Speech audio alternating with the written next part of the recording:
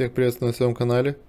Сегодня свой небольшой обзор я хочу посвятить игрушке, которая является копией чешского автомобиля Škoda 100L в масштабе примерно 1 к 30. Эта игрушка производилась в 70-х годах немецким заводом Webplastikart Chopau. Точные периоды производства этой игрушки назвать сложно, но в каталогах 1974 и 1978 года они уже представлены наряду с другими игрушками этого завода.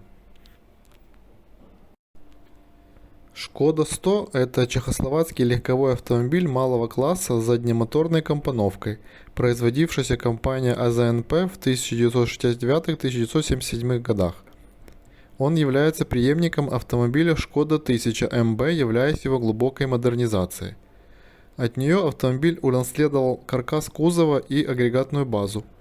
Рядной четырехцилиндровый двигатель водяного охлаждения установлен сзади автомобиля, а бензобак спереди.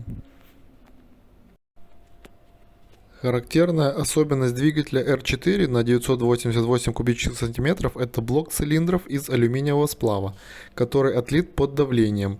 Завод Škoda был одним из первых в применении этой технологии. И чугунная головка блока. Также агрегат имел водяное охлаждение, комплектовался чешским карбюратором Jikov. Тормозная система Škody 100, в отличие от предшественника, имела двухконтурный привод и передние дисковые тормозные механизмы. В общей сложности было произведено более 1 миллиона автомобилей данной модели, что было рекордом того времени среди автомобилей этой марки. Игрушка Škoda 100 представляет собой четырехдверный седан, и она сделана полностью из пластика и не имеет никаких открывающихся деталей. На переднем бампере и сзади есть имитация рамки номерного знака, на котором выбито TF3914. Также сзади на крышке моторного отсека выбит логотип Škoda и модель S100L, а в передней части автомобиля выбито уже само название Škoda. У этой игрушки пластиковые колеса, но колпаки съемные. Игрушка может иметь разные цвета как самого корпуса, так и салона, колпаков, руля, бамперов и фар со стопами. Этот игрушечный автомобиль оснащен инерционным механизмом.